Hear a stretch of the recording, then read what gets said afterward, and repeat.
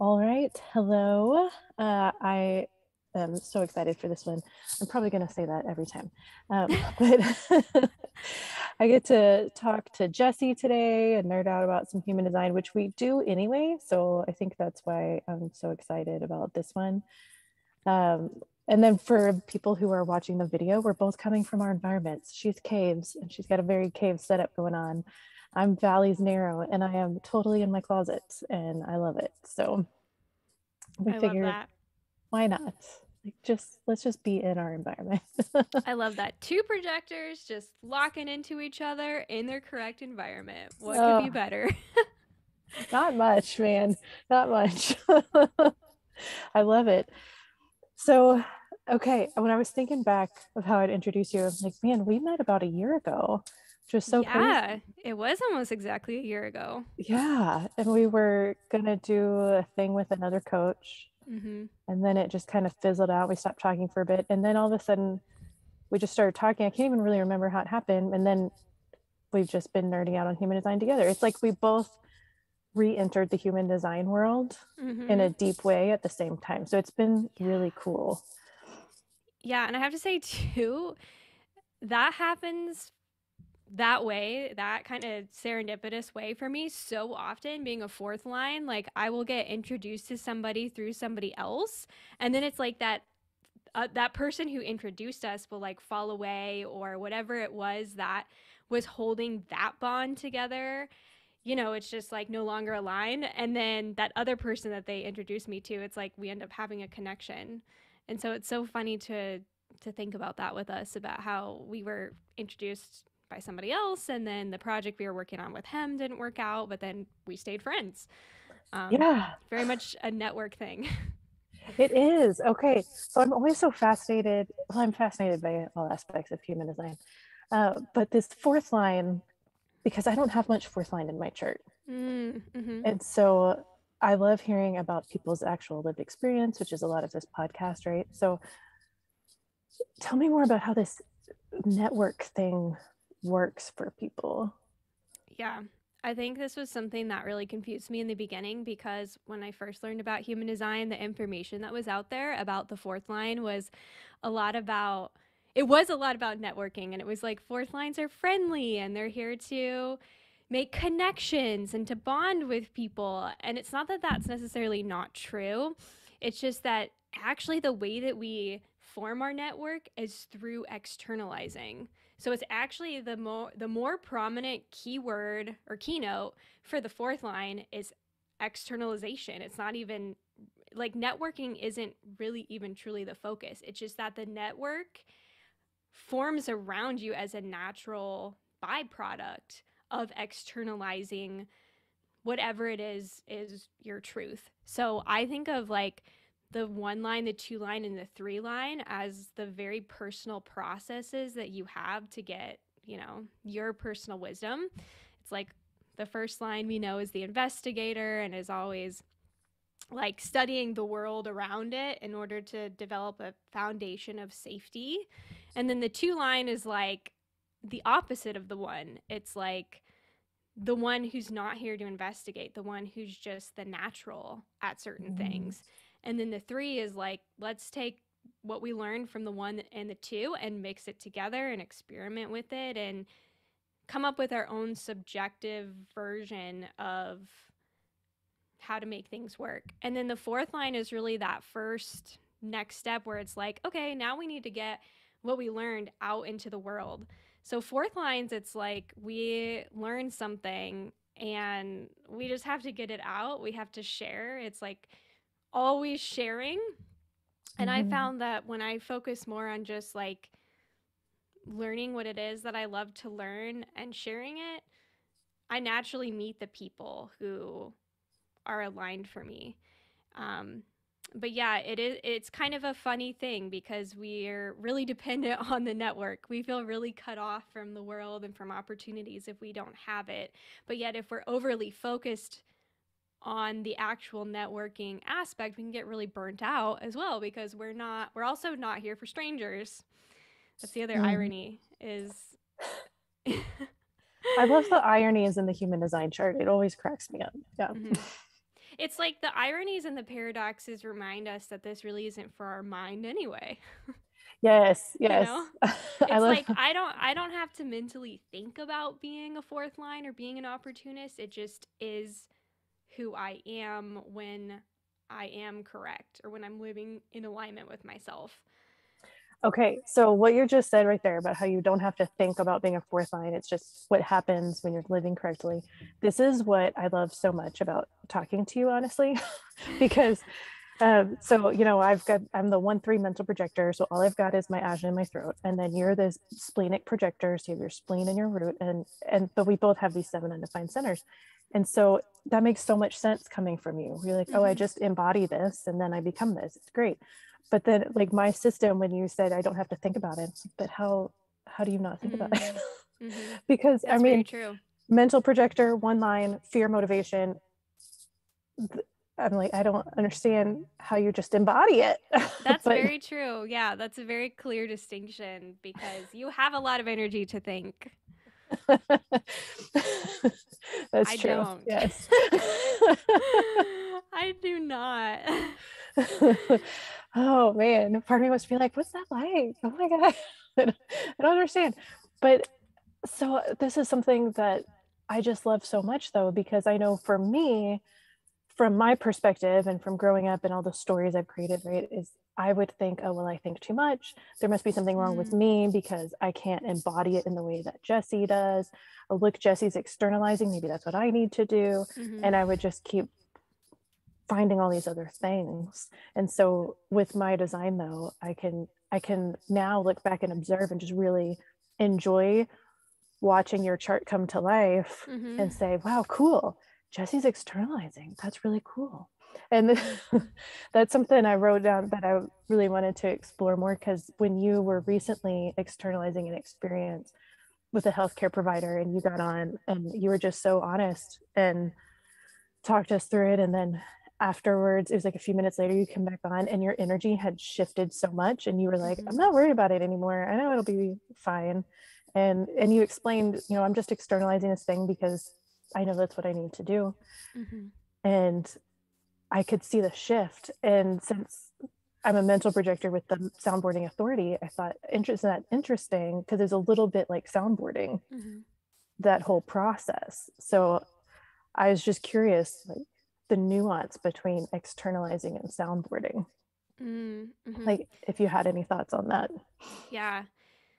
To me, when I externalize, it's not that I'm trying to make a decision. Like it's just Mhm. I'm just going through something and I'm sharing it.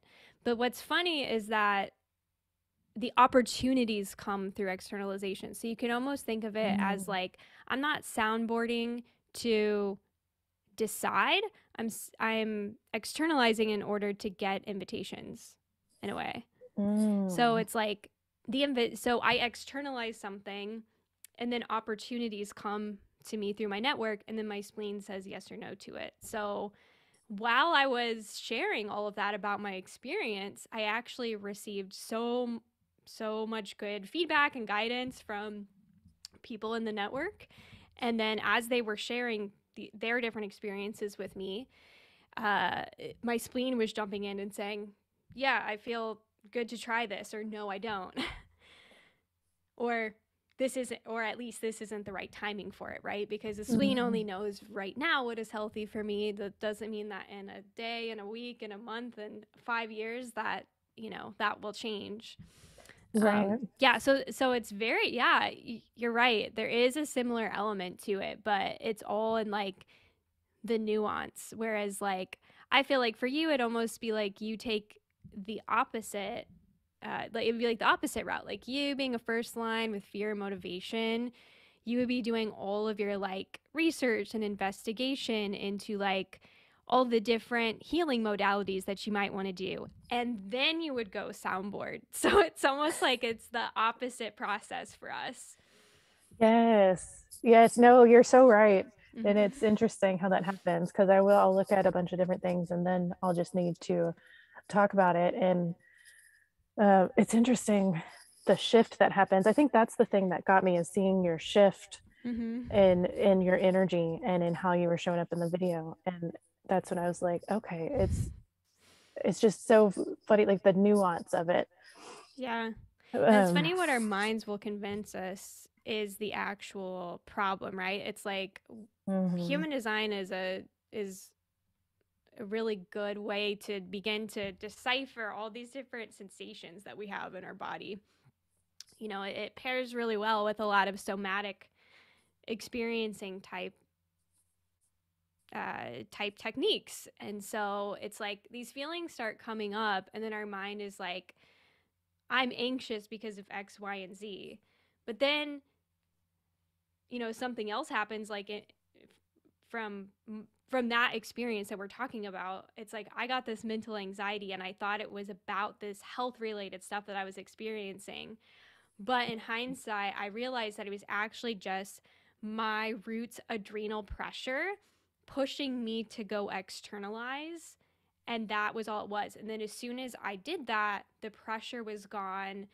My adrenaline was able to go down. My anxiety went down. And then ironically, I got kind of what I needed anyway because my network reached out and supported me. So it's just funny. It's funny witnessing it because before I found human design, I made up all these stories about why I was experiencing certain things, only to realize that I didn't necessarily have to make those stories and that the story was actually perpetuating and keeping me from just sitting with the feeling and letting my body mhm. do its thing. Yes, yes, and that's so that gosh, you explain things so beautifully. Um, so I learned about the whole story aspect. I remember a few years ago, before I learned human design, but just through therapy and different things I did because of one lining, and it it's something that I understood, but the way you explained it, like through human design, uh, that's what helps me make more sense of the stories, because we all do that. It's a human thing. It's Mm-hmm. what we do. Yeah. It's what we're here to do. So like there's Our no mind will judgment probably for it. never stop making up a story. Never, never. And like no matter how much you decondition, the not self voice of some of that those centers are going to come out, you know. Mm-hmm. And so being able to identify it, I think, is so huge, and the way you sit with it. And we're not taught to sit with our feelings very much. Mm-mm.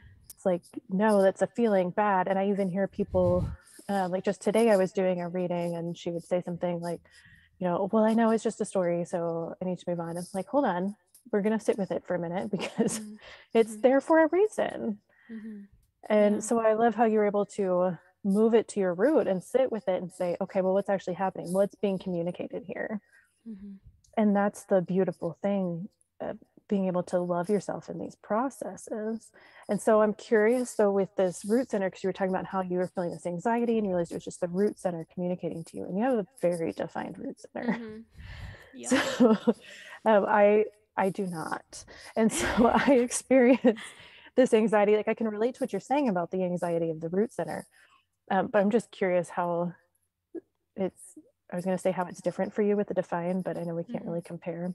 Um, because I guess when I see a defined root center, I always wonder if they feel as anxious or like as in a hurry, because Yeah. they teach us that that's not true. Like you have consistent access to it, and so with it undefined, I would feel more pressure and anxiety.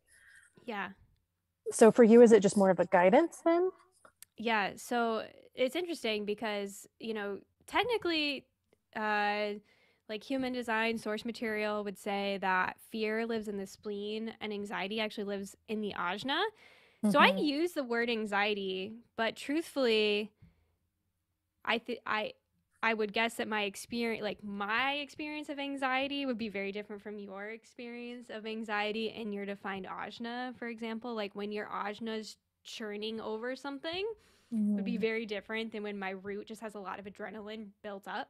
I would imagine Mm. that would feel very different for us. But of course, we cannot, I will never truly experience what it's like to have a defined ajna, and you will never truly experience what it's like to have a defined root, even though, we experience transits and all that sort of stuff. But my mom put it so well when I was in elementary school. She used to tell all of my teachers, there's no way that you can put more pressure on Jessie than she already puts on herself. Mm, And so, because my root is so defined, I relate to having a lot of pressure built up, but I don't really experience, other people pressuring me. And in fact, I get mentally very annoyed when other people try to like pressure me into doing something on their timeline because it's just not going to happen. And the root center is interesting because it has zero awareness, and technically there's only three awareness centers, right? Like there's the mhm, spleen, the ajna, and the solar plexus are like the awareness centers. But mhm, I mean, you can even think about the sacral. It knows when it's satisfied or not. And, mhm, the heart knows what it wants or what it doesn't want. The G center has its preferences. So it's like there's all these different flavors to the other centers. And the root is literally just pure energy. It has like no stake in the game as far as what it wants, what's going to bring it pleasure. Like really its only goal is to use its energy towards the other centers. And because I have a root to spleen connection, a lot of the pressure that I feel is directed towards health, towards not even just like my own health, but also because my channel is collective, it's like what's going to be healthy for the collective. And so I experience a lot of like drive. I also have gate 54, so I mm. experience a lot of drive. But really, it's fascinating. The more that I get deeper into this process, I will watch my body just do stuff. And I realize how much my timing is just dictated literally towards when my body decides to get up and move. Um, Interesting. and to me, that's very much a root center thing. The defined root has its own timing. That makes sense. And it's Okay. like I can be very slow, like slow like molasses, or I can be very, very fast. It really just depends. Just I depends used to on what the root's saying and the I spleen. I I used to joke, like back when I used to be a runner, I used to joke with one of my coaches. I'm like, if I'm not running, I'm sitting. It's like I have two speeds. It's stationary and And fast. go. And that's a pure splenic being for you. We can be very fast, but if we have that root grounding it down, we can also be very slow. That makes so much sense. And the way you explained it with the pressure and like compared it to the ajna, it's like it helped solidify the idea for me. Because, yeah, it, and I realized it's like the root is the motor to your authority. And then, Mm-hmm. like, my ajna is the motor to my authority, essentially, in my throat. And so, yeah, it's just interesting little word pictures that I got. Yeah, it's funny when when you like really start to dive into all these different aspects of the chart. Like, yeah, the spleen is technically my authority, but there have been times when I feel like my spleen doesn't give me a clear answer, but my root will step in and save me. It'll like it'll be like my spleen hasn't given me like a clear yes or no, but my root is like you're not getting off the couch for that. So so So it it's a doesn't no. matter. Okay, so tell me more about the splenic authority because that's one I'm always intrigued by as well. And I'm always very careful when I explain it to splenic authorities in a session because I don't know, I find it a little mysterious. Like, Yeah, it is mysterious. It is a little bit elusive. I think people think that it's one of the easier authorities because in theory we have spontaneous clarity, mhm, and those who have more of the authority types that need to wait for clarity sometimes can feel envy of like, oh, so you have your clarity right now, and it's like, well, no, because the spleen is also very quiet.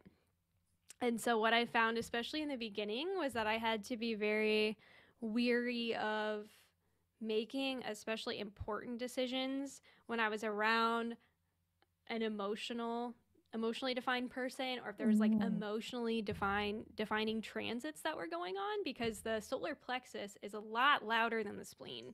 Yes. The sacral is also a lot louder than the spleen. So like if I was around a sacral being and like they were excited about something, then I would think that I was excited about it too, and it would kind of like hijack my spleen. Um, and I also think it's important for splenic beings especially to know their cognition.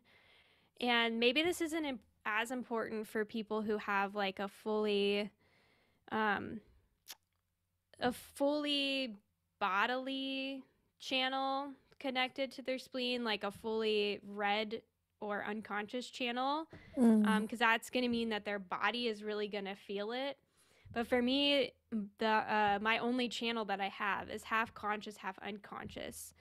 Um, so that also makes it harder. So for me, my splenic authority is very tied in with my feelings cognition. It's like, does something feel correct or not?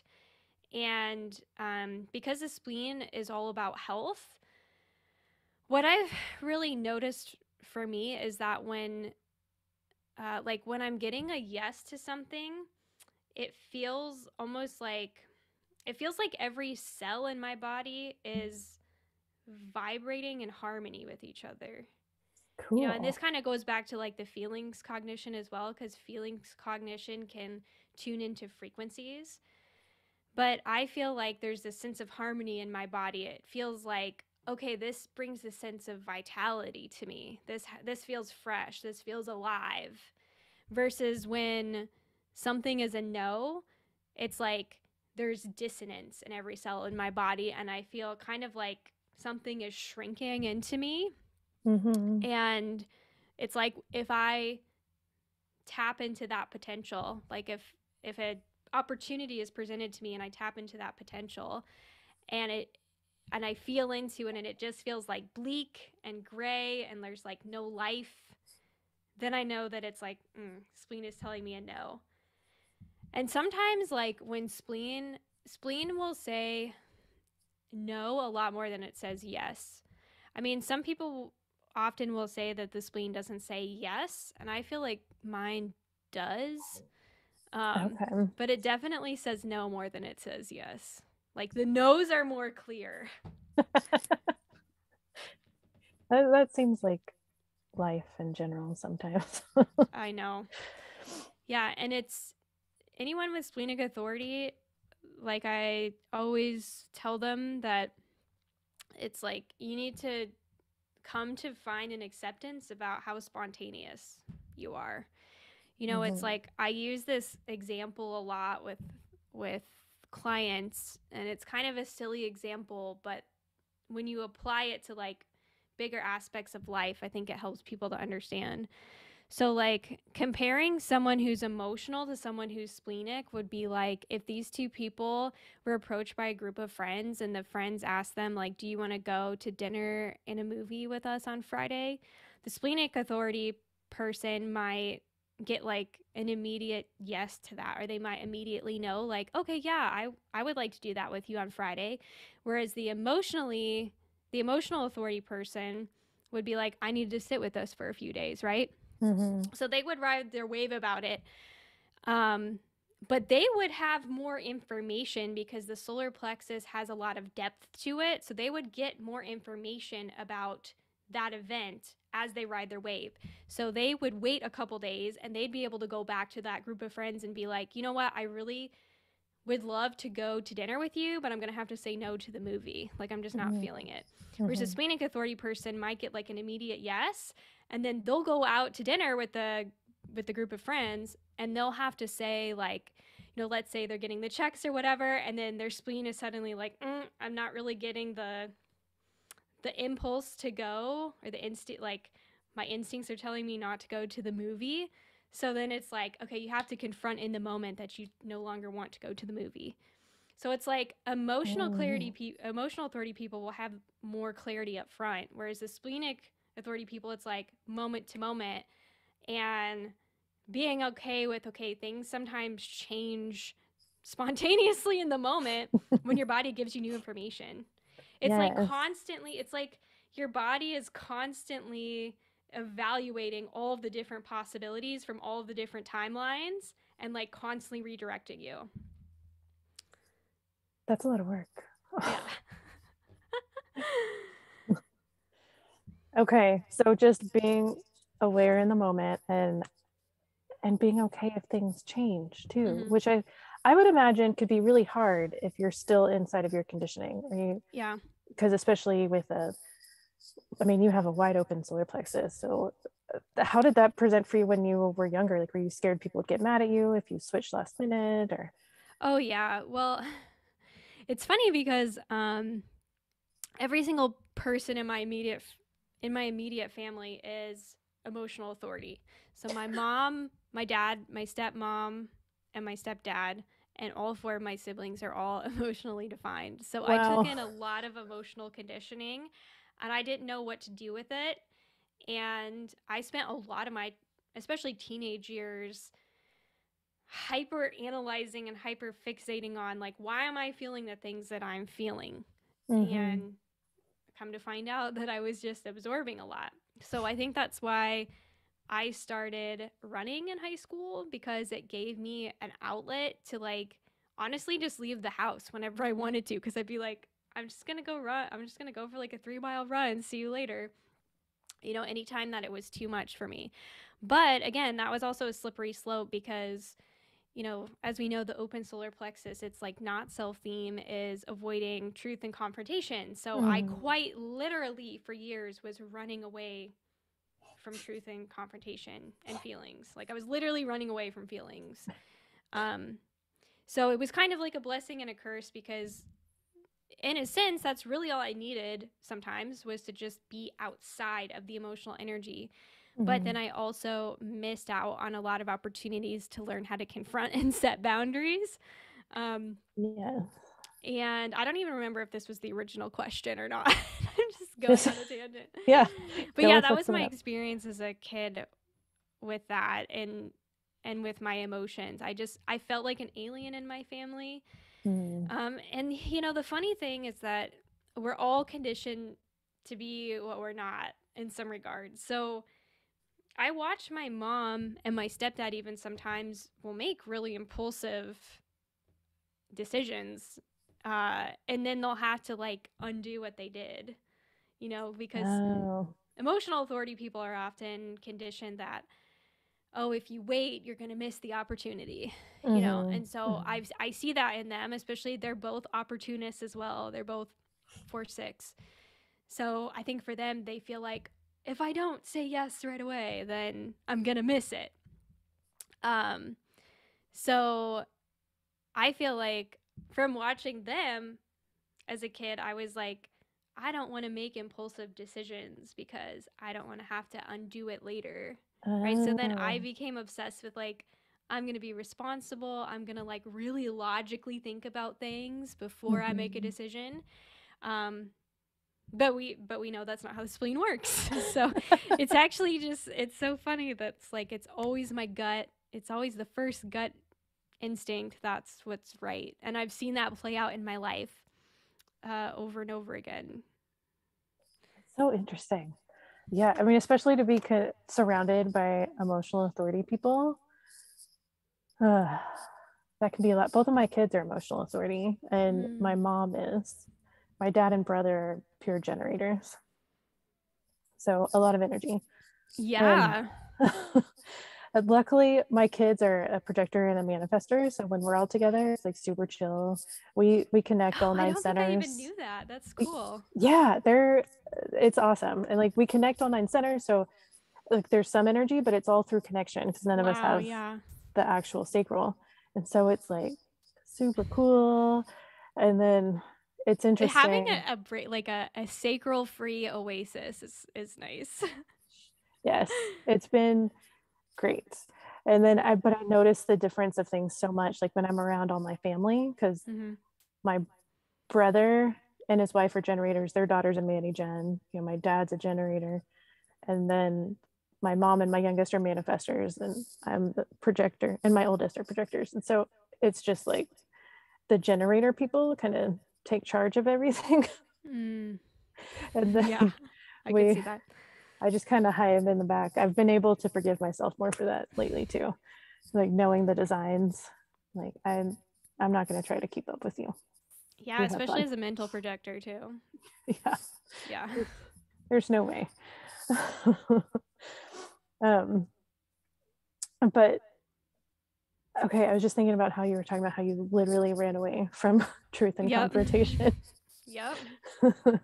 And I think that's so funny. I know I don't know, unpacking the solar plexus. I feel like unpacking the undefined solar plexus or the open one and the heart are two of the biggest ones Mm-hmm. to have undefined and to have to confront and figure out. Yeah. Yeah. The heart is at the, the heart is at the core of the not self.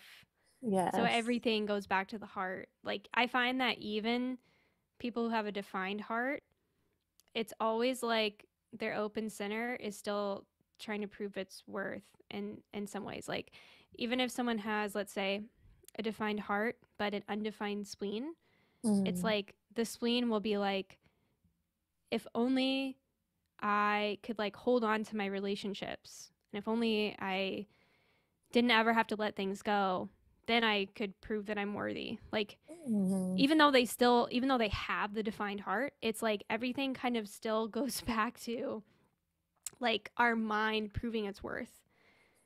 Mm-hmm. Absolutely. And it's always so fascinating to me how loud the not self voice is, Mm-hmm. Yep. regardless of what center it is. So it's like one chart I saw, sometimes I'll do 1 minute chart readings on TikTok Mm-hmm. when I have the energy and it's just fun.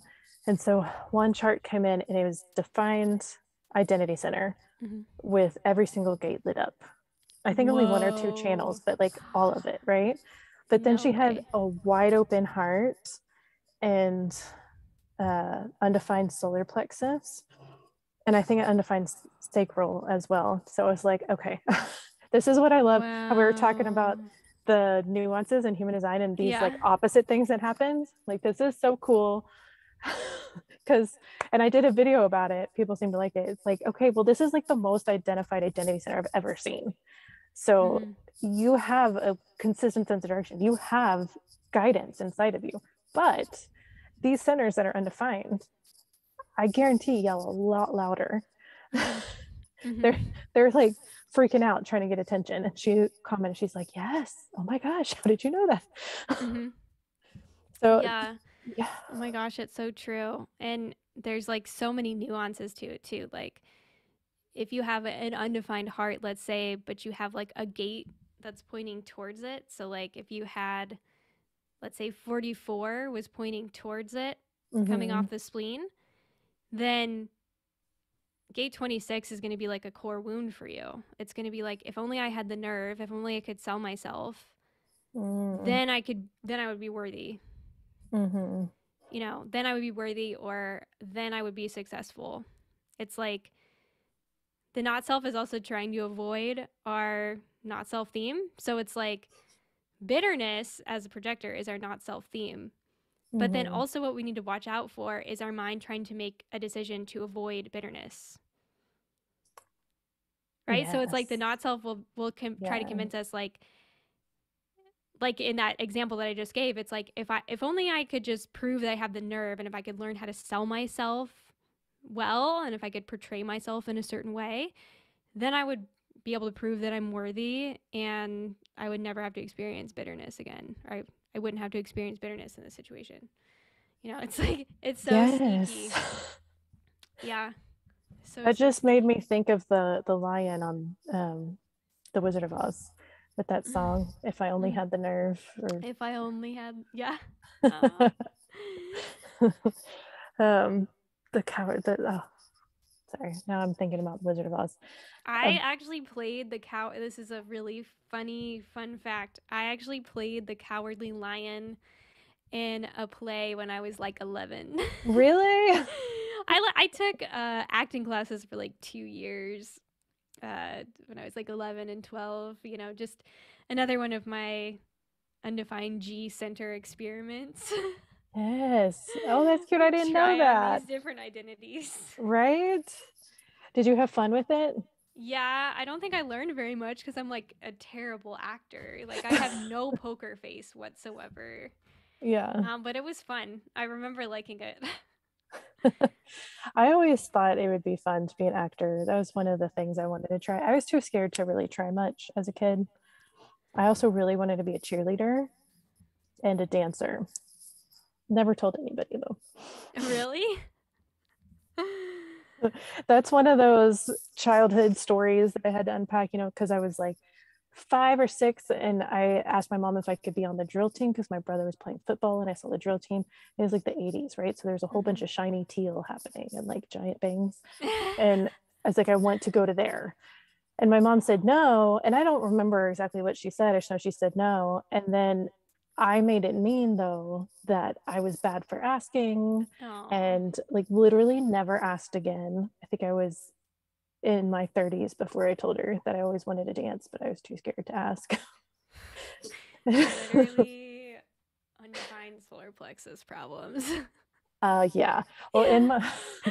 I mean, my mom's an emotional manifester with the 1222. Oh, And yeah. so, yeah.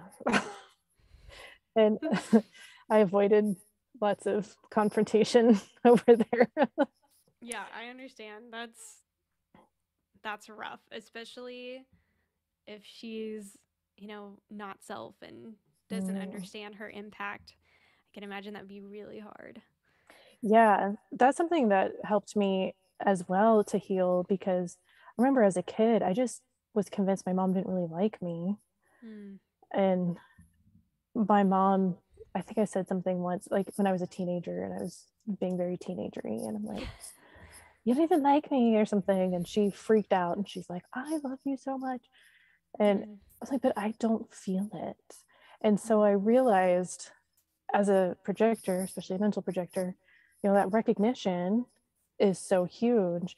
And with her being a manifester and very much in her not self when I was a kid, like she would just leave all the time. She'd just go Mm-hmm. run errands and wouldn't tell me. And I hated it. So I'd just be home. So anyway, it just helped me identify, like, okay, well, here's what was going on. Yeah. And helped me to heal that and not take it so personally. Yeah. I relate to that as well. My mom is also a projector, so I feel like there were a lot of things that she just intuitively knew That's about us awesome. just because of her ability to see things as a projector. Mm-hmm. But there were still a lot of things that she didn't quite understand, especially our um, our solar plexus dynamic and our splenic dynamic because she's Mm-hmm. defined solar plexus, I'm open, I'm defined spleen, she's open. So we're kind of Mm-hmm. like we have like opposites there. Um, Interesting. and I'm lucky when I first found human design, I did not know how my mom was going to take to it at all. But very early on, she kind of invited me in to explain, parts of the design to her. And when I first explained to her the dynamic between the defined and the undefined solar plexus, she cried because it Really? just like it just clarified so much for both of us. Like, when I was a teenager, there was so many times that she was like, let's just talk about how you're feeling. And I'm like, I can't. And she would take it personally. And Oh. it just turns out it had nothing to do with that. It was just that, I was feeling things that were likely coming from her and I didn't know what was going on. Right? Yes. They're not your feelings to communicate. Mm-hmm. So, wow, that's so But she's beautiful. also a wide split. So probably what it was feeling, I there's probably a lot of times that she was feeling this like angst to like be able to communicate, and I believe that I do give her throat definition in our composite chart. I don't know. It's been a long Mm. time since I've looked at that, but she was probably like really seeking somebody else to like help her express emotions in that way. And like it was Mhm. likely that I could feel that coming off of her. But because I'm like single definition, I'm like, Mhm. yeah, don't latch on to me, you know? Yeah. Yes. Yes. I feel that with the single definition. It's like, I remember the first time early on in my experiment, and I was chatting with another human design person who split definition, and she was explaining to me how it felt in her system. And I was so confused. Like, this sounds codependent. Are you sure it's not just codependent? No, but I And think that's so good for people to understand, though, because yes. I think there's a lot of qualities that are like often like misdiagnosed in people. And I feel like Mm-hmm. that's one. Mm-hmm. Obviously, you want to have healthy relationships where you're not emotionally manipulated or abused in any way.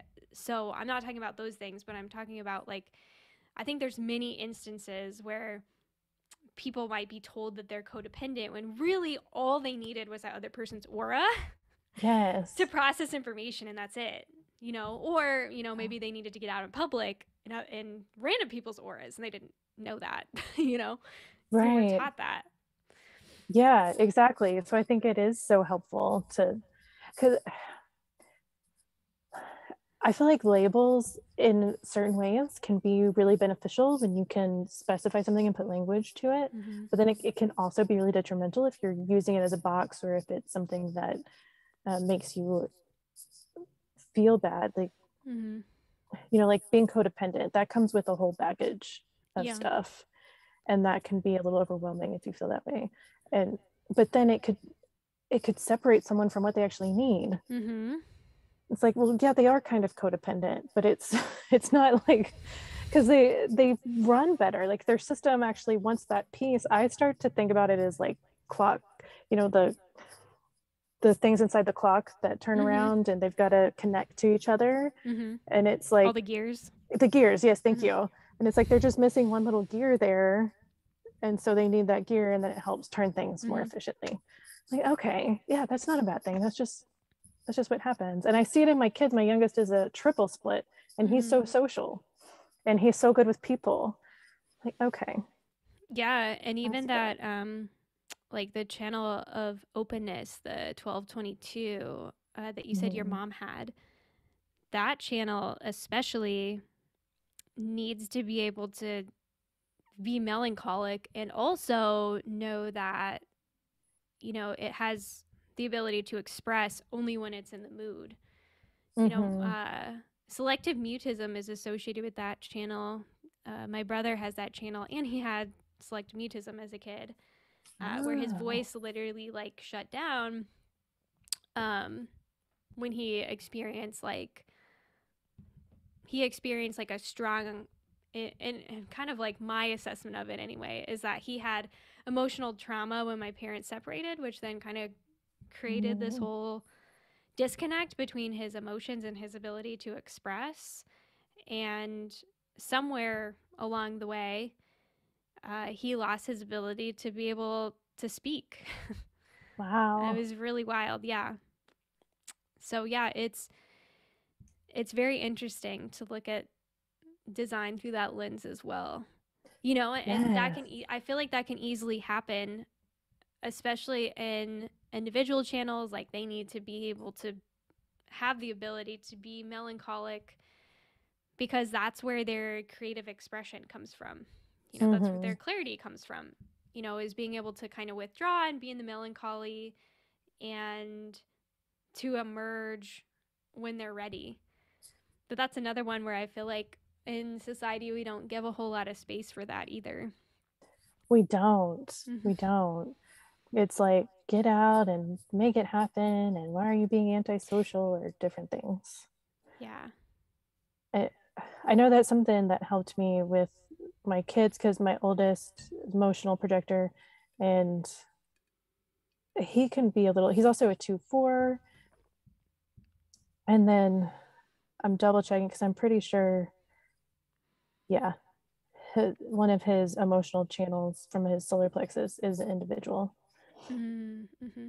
And so I see that where sometimes he's just quiet. He just wants to be in his room. And I mean, he's also 17. So Yeah. part of, there's like part of me that's like, are you okay? Are you sure you're okay? Would you tell me if you're not okay? Like, do you need to talk about something? And he's like, I'm just hanging out. Yeah. to let him have that space to work through his feelings. So I have to hold myself back sometimes and not be too much of a mom.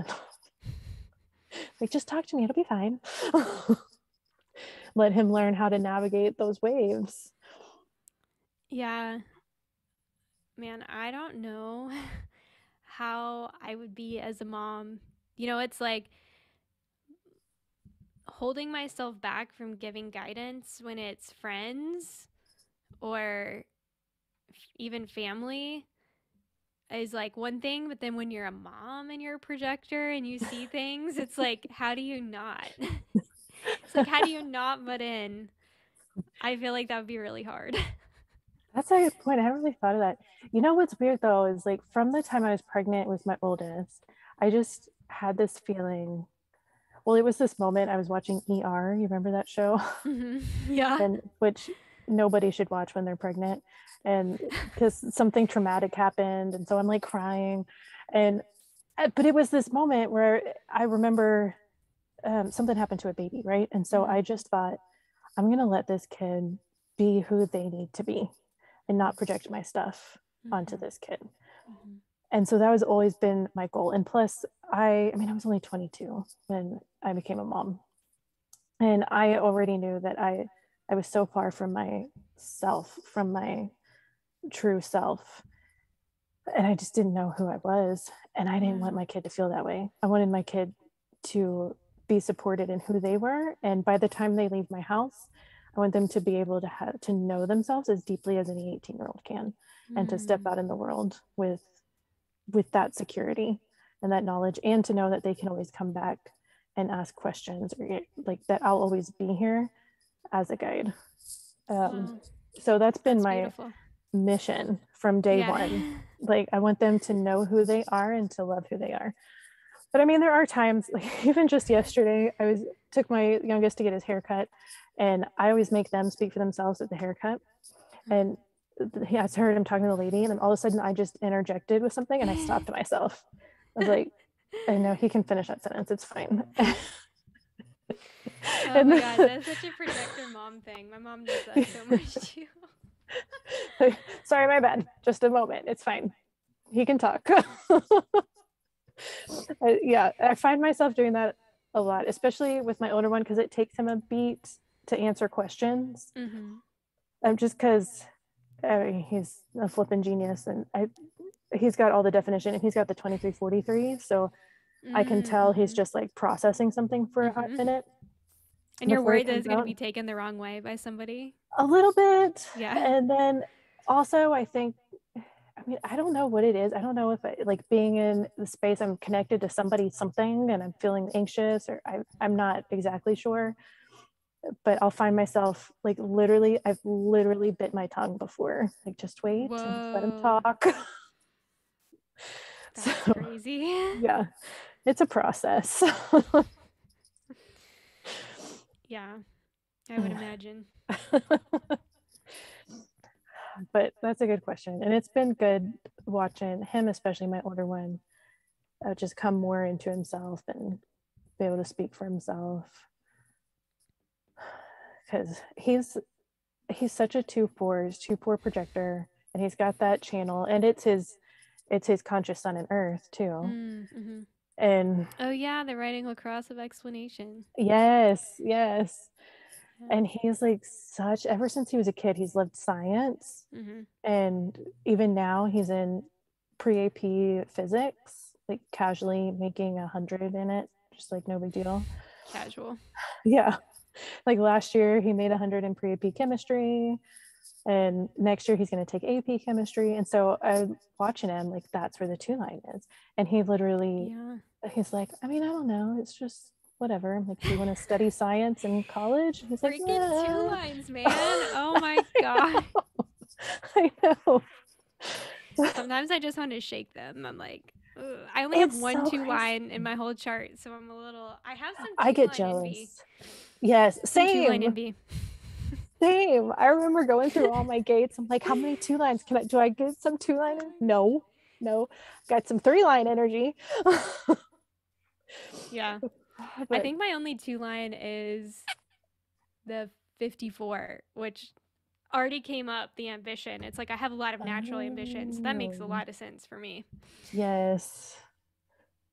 Do I necessarily know where to fuel that ambition all the time? No. That's part Well, of the fun, part of the yes, mystery. I guess. Oh, okay, I do have two lines. Yay. The 52 and then the 11, which the 11 Mm. is part of my channel. But that's it. And they're both on the subconscious side. Oh, interesting. Yeah. So another one, so my kid's dad is a 2-4 generator, right? And Mm-hmm. I just have to tell, it's such an example of a 2 line. And so he always loved to fly. Mm-hmm. And when we graduated college, he went into the Air Force and into the pilot training. Mm-hmm. And literally, it was so funny because he would just listen and learn. Like all the other guys, I was friends with a bunch of the wives, Mm-hmm. and we would hang out during the day because there's literally nowhere for us to go. It's a little border town. So we'd Mm-hmm. just hang out, and they would tell me that their husbands would come home and Mm-hmm. they would study for hours. I'm like, mine doesn't do that. And then come to find out, they come in. One of my friends says, man, my husband is so mad at yours. I'm like, why? He's like, because he just apparently in class, he'll just sit there. He doesn't take notes. Everybody else is taking notes, like freaking out. He doesn't take notes. He just sits and listens. He's got the highest score of everybody. At one Probably a point, passive brain as well. yes. Mm-hmm. And one of the instructors told him, because they graded on certain things with different pilot things, he's like, this is the highest or the most gap between first and second place we've ever seen. And he was first place, right? He won all the awards. What? Literally, he like left the awards in the backseat of his car for months. He's like, whatever. And and every other guy in the class is like dying. Like, how do I do this? And he's like, nah. And and so fast forward years later, where last year our kids trying out for an AU team, and I'm watching them, and there's a few coaches. There's like 50 kids, right? And then there's a couple coaches watching, but they're just like half watching. And I, as a coach, I get it. Like they already know half these kids anyway. It didn't bother me, but he was all stressed out. My kid's dad, and he looks at me. He's like, "How do they even know who's good or not? They're not even watching." I'm like, well, they already know half the kids. Like they've been coaching basketball for 20 years. They can pick up on stuff. Mm-hmm. And he's like, but I don't get it. Like, there's just so much. And I looked at him and said, this from the guy who like casually graduated pilot training #1. And he goes, yeah, but that's only learning one thing. And he was serious. Like, I'm sorry, learning to fly a jet in the Air Force is just learning one thing? No, sir. No, I've seen that with 2 lines a lot where they underestimate because they're so natural at something, they Mm-hmm. underestimate their ability and think like, Yes. oh, it just must not be that hard. So Yeah. then when they see somebody else's like skill or talent, they're like, how how do they do that? It's like, well, that's their natural thing. It's just not your natural Right. thing, you know? Yeah. It Mm-hmm. was so fascinating. And I just feel like right in that moment, I just laughed. And I'm like, that's the 2 line talking. Now Yep. I get the 2 line. That's why it's the hermit, because it's just kind of cut off from the rest of the world sometimes when it comes to evaluating the level of skill or naturalness to something else. Yeah. Yes. Yes. He's like oblivious to it. It blows my Mm-hmm. mind. Yeah. Those 2 lines. So I get the most jealous. And I always get jealous of any kind of bodily authority too, any kind of Mm-hmm. inner authority. Like, Mm-hmm. man, life would be so easy if I was a 2-4 generator. Yeah, I know. I think that about generators a lot though, but they Same. have their own they have their own struggles. I understand. Yeah, everybody does. Everybody does. I've had to learn that. I remember I was talking to, um, I guess it was Sam. I had her do my chart reading once, and I said something about that, like joking. And then she started pointing out a few things in my chart. She's like, I wish I had these things. Yeah. I'm like, I wish I had okay, Ajna definition. really? Ajna, oh my gosh, like we were talking about the heart and the solar plexus earlier. Mm-hmm. And the interesting thing about my solar plexus being totally open is a lot of times I don't even have awareness of when I'm being affected by emotions. Mm-hmm. So there's a little bit of a naivete and innocence about it. Whereas my ajna, I really have struggled because my unconscious earth, so part of my incarnation cross, gate Mm-hmm. 17, is hanging on the ajna. So Mm-hmm. I feel such a strong pull to have my own opinions and be certain about them. But the thing is that even though I have strong opinions, I'm not here to be certain about them Mm-hmm. because I don't have a defined ajna.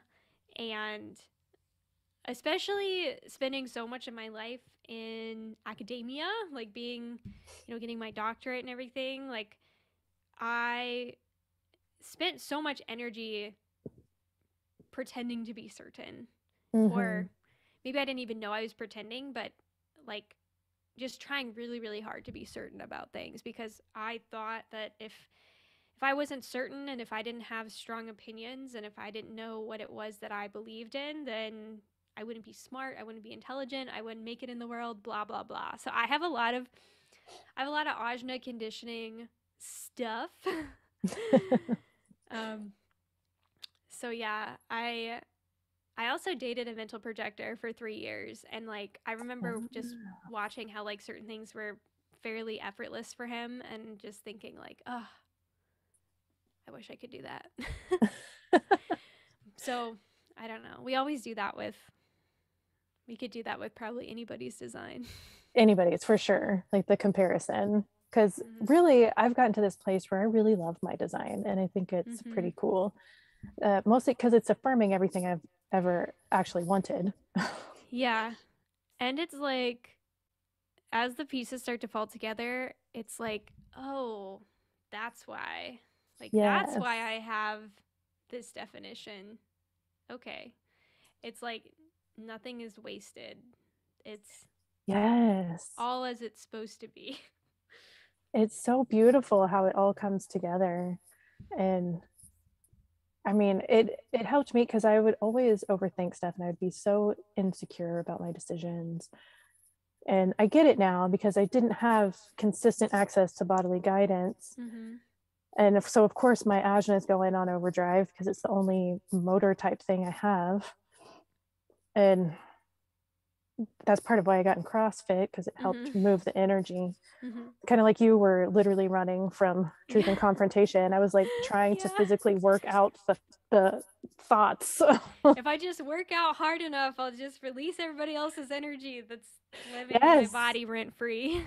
Yes, exactly. Mhm. Well, and it's fascinating how it helped me because when you're doing certain Olympic lifts, like you can't overthink it. You just got to pick up the bar and go. Because if you overthink, like you're going to hurt yourself. And so it helped me understand how much I was really thinking about everything and not actually doing things and how much that was keeping me stuck. So that was a really cool thing that I got from it. It's funny because I see my mom do it. She has a defined ajna and she started CrossFit a year and a half ago at 70 years old. So Wow. yeah. And I would coach her through lifts and she would just stop. And I'm like, you got to stop thinking, mom. You just got to do. Stop thinking. And she would just stare at me. But I don't remember why I got on that tangent. So um, it's just it's just so fascinating how it all works together, like you were saying, and you can look into the definition and start to understand yourself and just have so much more forgiveness for yourself. And I feel like with everybody I see, especially when I do a reading, I'll ask a few questions and it's so fascinating because they'll start talking in their answers and then I'll get them talking at the beginning of the session and I'm just like, you're literally speaking your design out loud. Like I know you don't know it yet, but you're speaking it out loud. That's how you know. That's how you know that it's starting to take over. I love when people naturally speak in keynotes, Yes. you know? It's Yes. so funny. It's so beautiful. And if I have access to it, like I'll hear somebody say something So it's gotten to the point now where I'm talking to people or I'm watching TV and it's almost like I can see their chart start to form in front of my eyes. Does that ever happen Yeah. to you? Yeah. Yep. All the time.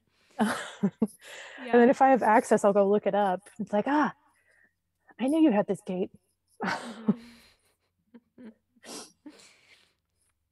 Yeah, I thought it was funny.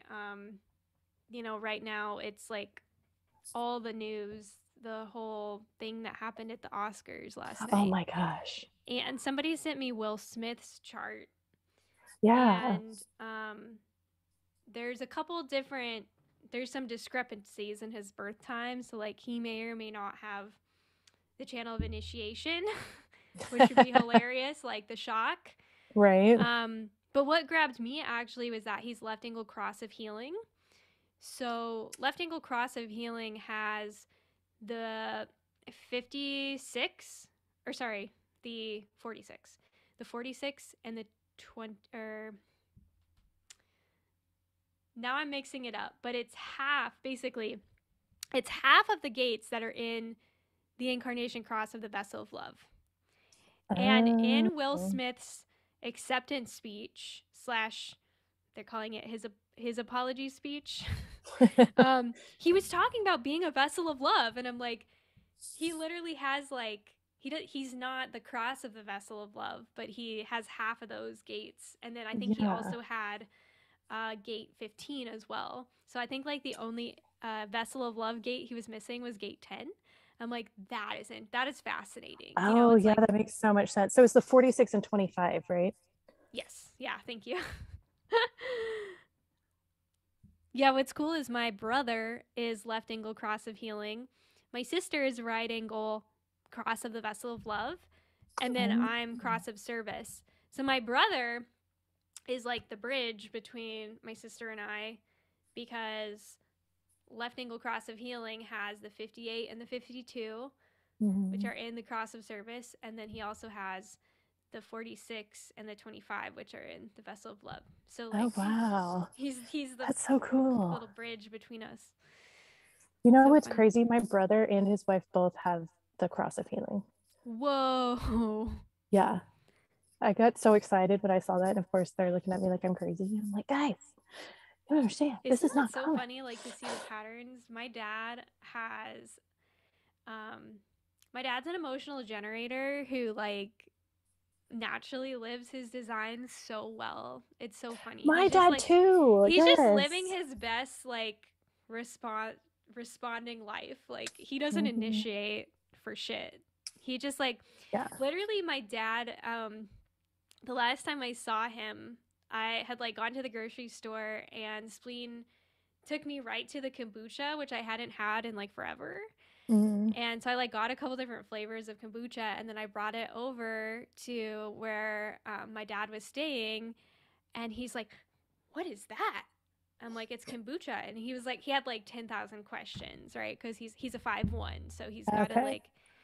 he's got to know all the things. So he's asking me all these questions about kombucha, and then of course he has to try it, and he's like, "I've been wanting to quit soda, but I haven't had anything to respond to." Like, literally, that's what he doesn't even know about human design, but he I literally love was like, it. "I don't have anything else to respond to replace it with." So he's like, "But now I'm gonna make this healthy swap." Oh my gosh, that's He's so amazing. funny. Oh my gosh. But yeah, so my dad is a split definition emotional generator, and 42, gate 42 bridges his split. And both my mom and stepmom are right angle cross of the Maya, which has gate 42 in it. And gate 42 is my mom's conscious sun. And I'm just like, Oh, how funny. my dad has a type. Yes. Oh, so funny. I love that. I love watching human design play out, even for the people who aren't into it or don't understand it. Yeah. Another thing too, like, I'm just remembering because I recently was talking to my dad, and he used to be in this band.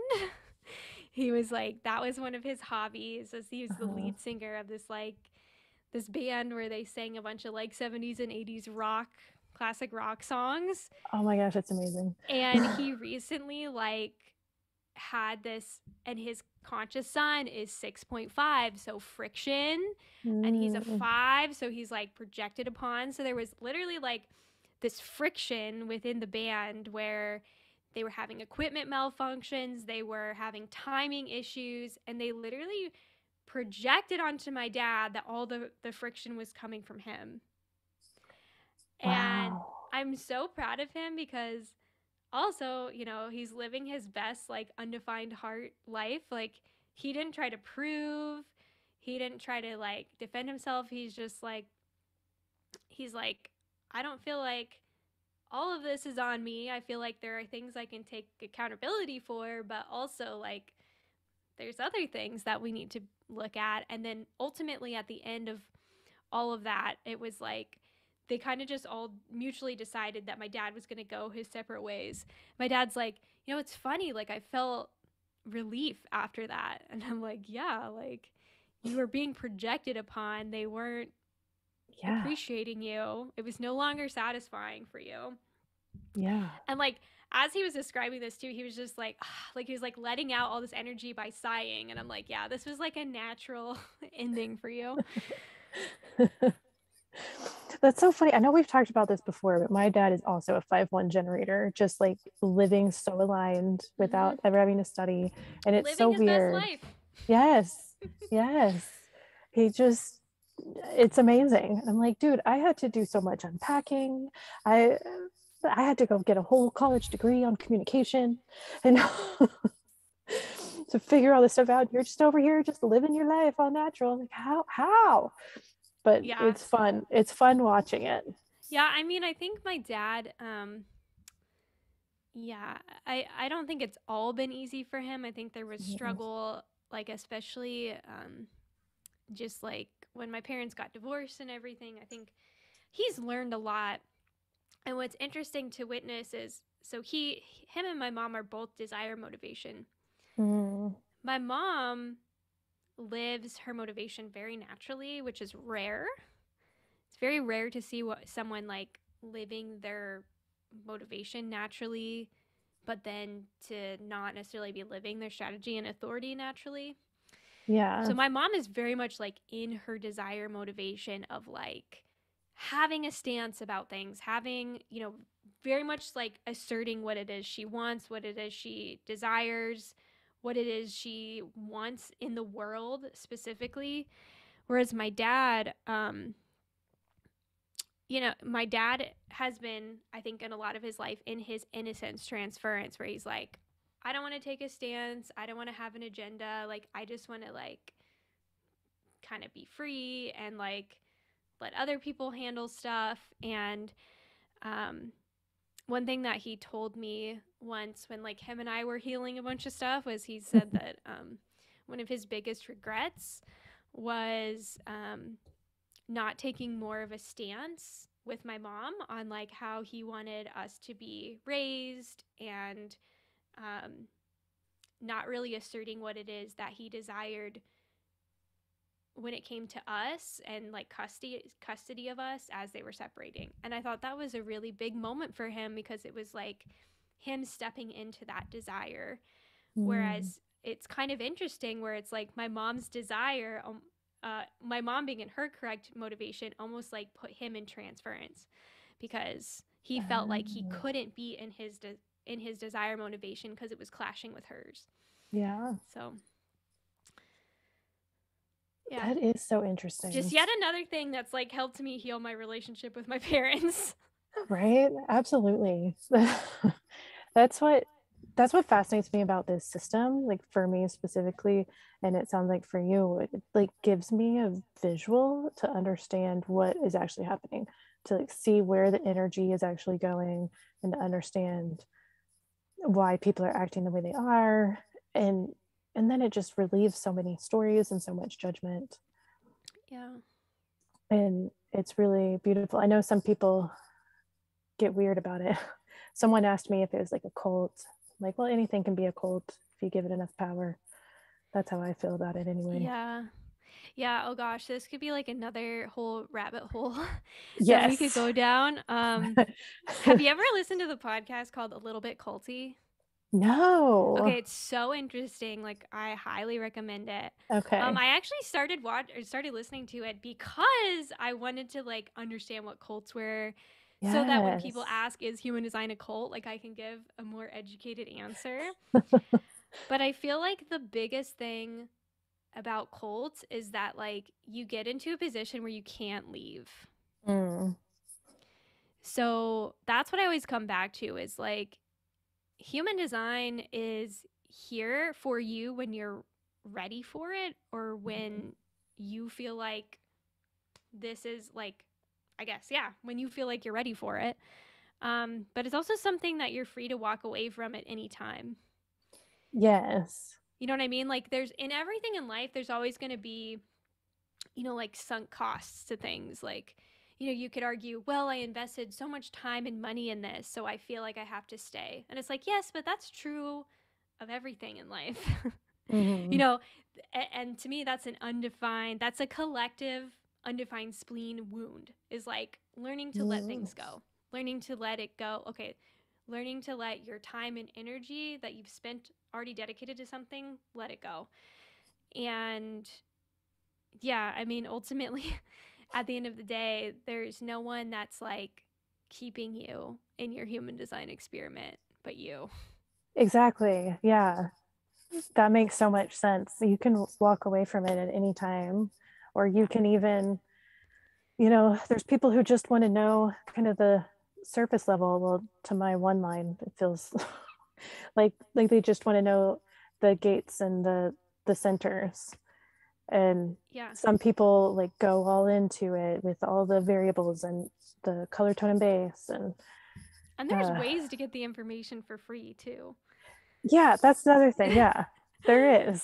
Yeah, there's copious amounts of ways to get it for free. Like I've had so many resources sent to me and Mhm. like things that have been passed around, and then there's so many podcasts and things on Instagram now and YouTube. Mhm.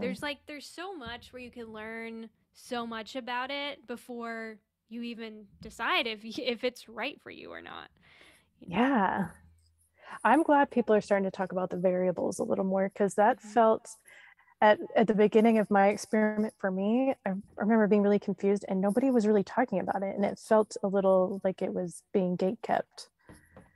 Yeah, Uh, I but felt the same way, and now it's funny because like now I kind of understand why people were doing that because mm, I understand the kind of the brevity of the information and how yeah, harmful it could be if you teach it in a certain way. Um, because, like, with a lot of the variable information, it can be easily made out to be this dogmatic thing, especially determination. oh yes, Whereas it's like if you're mentally trying to do your determination, um, that can be very harmful versus just like literally witnessing your body moving towards your determination is a very different thing. mm, Like watching my body move towards a closed taste determination has been a wild fucking trip. okay. You know Can what we I unpack mean? that a little bit? Yeah. Because again, like you're talking about your body moving and not the mental, but I've got the mental and I'm open taste, and Mm-hmm. I have such an interesting relationship with my determination because I've always Yeah. had this, I mean, for lack of a better term, aversion to food. Like I just Mm-hmm. don't care. I wish I didn't have to eat because I don't want to Mm. make the decision all the time. Mm-hmm. And it's just like another, I eat because it keeps me alive. So what's your relationship? I'm curious. What's your relationship to sound, to music, and having sound around you? I mean, I Oh, know you're valleys too, so that kind of makes it interesting. yes. Well, I've always gone more towards podcasts. I'll have music on sometimes. It's interesting. There's times um, when I was a kid, I remember I would listen to music while I was doing homework, but it was Mm. like something about it would like help me focus. It was weird. Mm-hmm. Um, but I've been experimenting with that too because I know you said something about that because it's the transference.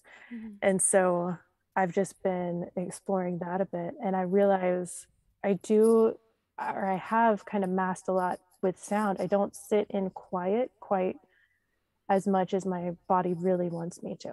And Mm-hmm. that's something I've been playing with the past couple weeks. Yeah. Yeah, that's so interesting. Yeah, that can be something too with like taste determination. It's feeling like you don't need to eat Mm, because you're wanting to be filled up by sound, mm. That's so right? interesting. Yeah. Yeah. And for a while I was like, I don't think I did that. But then I heard someone say, yeah, like another way this can show up is being obsessed with sound healing. And I remember like a couple years ago, I bought all these like crystal singing bowls. They were expensive, and Yes. I was convinced that this was going to be like the magical healing modality for me. And Mhm. then I barely used them. um but yeah, I think for me being closed taste, I have an interesting experience with this one just because I'm very, very fortunate that my mom fed me very much in alignment with my determination. When I was a Mm, kid, I was extremely picky. I wanted to eat the same things every day, and my mom didn't force it. She didn't try mm. to change me. Yeah. Um, I think that as I got older, especially like teenage years and into college, it was more of a peer pressure kind of a thing where it was like, here, try this food, and we're going to go to these new restaurants, and we're going to do this. So I got conditioning more that way, but at least in uh, my early development, which is when it's really crucial, I was eating very much in alignment with my determination. So I think that uh, I'm very fortunate because not very many people are raised in alignment with their determination, Mhm. but I was. So I think for me, it hasn't taken me probably nearly as long to get back into my natural groove with it because I had that foundation. But yeah, I remember when I first learned that, I was trying to mentally determine, like, okay, what is it that I'm going to eat every day? And I just made myself like, I made myself go crazy. I made myself go borderline orthorexic with what I was eating. And so when I finally kind of just like surrendered and was like, I'm just going to put this to the side for a while and not even think about it, Mhm. then it was like over the course of like the next six months after that, I literally watched my body like start craving certain foods and only wanting like mostly the same foods every day for like a couple months at a time. And Mhm. then, especially when like the seasons would change or when Nick and I would change physical location or environment, that's when like my taste for things would change. It was so fascinating. Mhm. Yeah. Okay. That gives me some stuff to ponder on and to explore because I'll just ask my body because, like, being a mental projector with the left, like an active brain, I realized I have to eat because I can tell my system just slows down. Uh huh. Yeah. And, and yeah, so in the past, I would just, like, I don't know, I'll survive, it'll be fine. But now I'll say, okay, body, what do you want to eat? And it really doesn't talk to me. So I don't know if I've just conditioned it so much at this point. It's just going to take a while. Yeah. But it's, I don't know. I have a weird relationship with food. I'm figuring it out. There is, Yeah.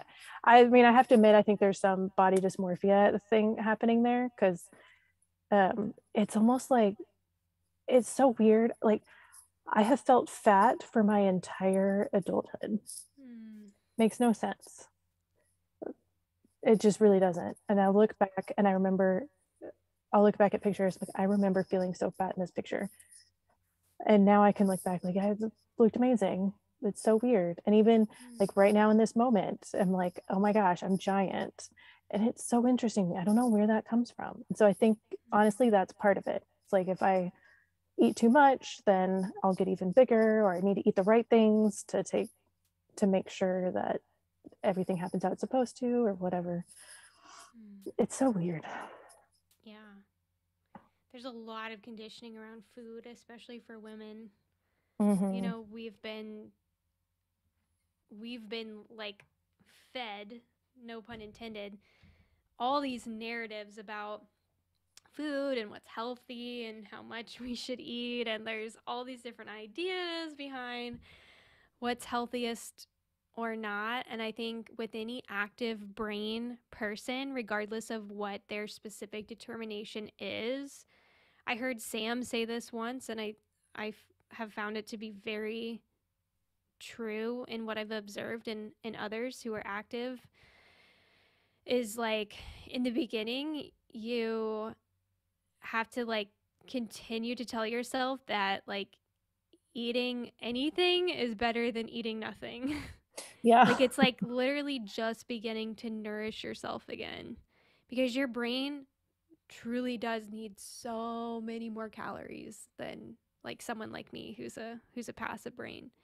But Mm-hmm. even me as a passive brain, that's been part of my journey, is like re-nourishing myself and getting my metabolism back, because Oh I yeah. wrecked my metabolism for so many years. Well, it started when I was working at the hospital, and I would have like 3 or 4 cups of coffee on an empty stomach and then not eat until 2 p.m. And I thought that was like cute. It's like, haha, I forgot to eat. It's like, no, it's not cute. And then I did like all these crazy like vegan cleanses, and like um Mm-hmm. I was plant-based for 5 years, and yeah, like I've had that was a huge part of it too, was like letting myself just get the nourishment that I needed Mm-hmm. before anything else, before determination, before, you know, all the other things that determine what is healthy or not for us. Yeah. That totally makes sense, because you're right. We could put ourselves in this huge box if we're looking at determination. It's like, oh well, I'm whatever determination, and so it says I'm supposed to eat this way, and like I Mm-hmm. see so many people limiting themselves because of that. But really it's like, use it as a guideline and then start observing. Listen to your body Mm-hmm. and just start observing. How do you feel? What's going on? Mm-hmm. And don't take anything. That's what I love too. Like everybody that I follow with human design, they're like, don't just take this and run with it. Like experiment with it, feel it out. If it works for you, great. If you hate this, then leave it. Like, don't Mm-hmm. act like you have to do this thing because a chart told you that you have to. Yeah. And that was the other thing I really got from listening to that podcast about the cults, was I was like, I could see how human design could very easily have culty elements, where like Mm-hmm. there are certain individuals who like can act kind of culty about it. But at the end of the day, human design is almost like the ultimate anti-cult, because it's like you are your own authority, Yes, and you even know. Raw, I think that's part of it. People are like, well, we all gather around Raw, and it's like, well, yes, because he got the download, but he even said, don't take my word for it. Don't believe a word I say. Mm-hmm. I'm just sharing this information I got. Yep. And he's not even here anymore, so it's not like we I can know. it's not like we're like following him from the grave. Yes. Oh gosh. And Okay. the only reason we listen to him, it's like people I think miss the point that like the reason we listen to Ra is because what he is telling us was like not human. Like the voice was not human. Mm-hmm. So he's not like giving us his opinion necessarily. He's just the messenger, I think. And he Yeah. made that very clear, is like, I don't want to be a prophet or a guru or anything. I'm just the messenger. I'm just the first student. Um, and just like he had so much humility about it. Um, which I think a lot of people misconstrue because he had such a weird sense of humor. Yeah, that Gata shock really came through a lot. I know. Gata shock and the 4323 Yes. and the pure individualness of it all. Yes. Yes. It's so fascinating once you understand his mechanics too and Mm-hmm. listen to him talk, and I'll explain that too to new people because they'll comment on it TikTok or something and they're like, I'm the heretic martyr. Like, what the heck? Like, okay, let's talk about the wording here. Yeah. Which Let's is, talk about oh, what this actually means. yes. And okay, so I feel like I feel like we should go ahead and wrap it up. Otherwise, I'm going to just continue talking for like 5 hours. And True. True. I can hear my voice start to, like, you can probably hear the tone and the frequency of my voice start to shift. Like, I can hear the raspiness mm-hmm. start in my voice, and it's always right around like the hour and a half mark. Yes, same. And I can feel it's like the energy comes out of my ajna and it's just like shutting down. So yes.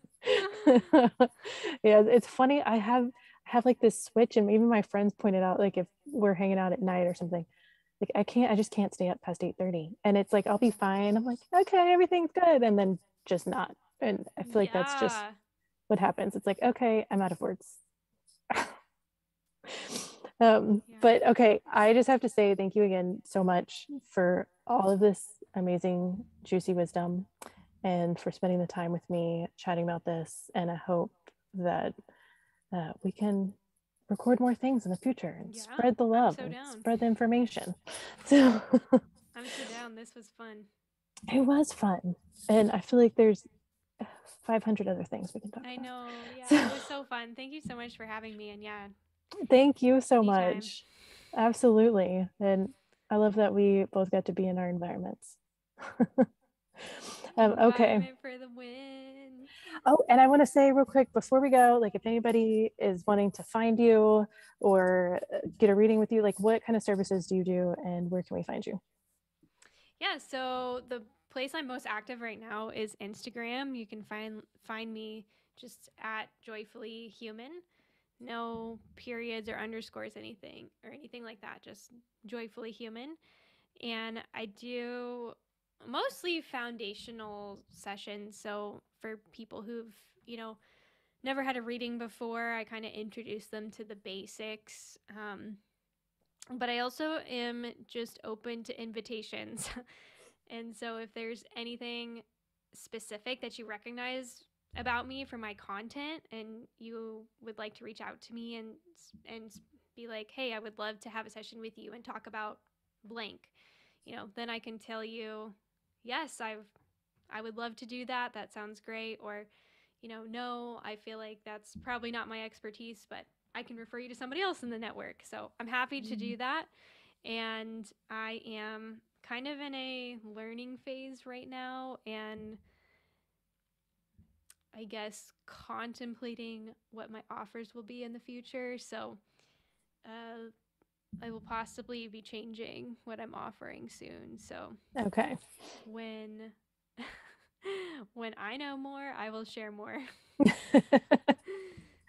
Awesome. When spleen says this is it, then you'll It's true. externalize it. When the And right invitations come. yes. Awesome. Okay. Well, thank you so much. And yeah, I'll talk to you soon. Yay! Okay, bye. Bye.